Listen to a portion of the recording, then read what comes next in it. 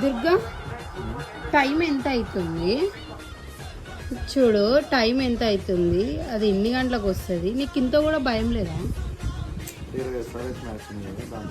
ఇప్పుడు మ్యాచ్ అంత ఇంపార్టెంటా మనకి? ట్రైన్ మిస్ అయితే ఏం చేస్తారా? అబ్బా ఎంత మంచిగా వండుకున్నాడు చూడు. 9:30 ట్రైన్, 1.5 hours లేట్. అరే దాన్ని అట్లానే నమ్ముకుంటే ఎట్లా?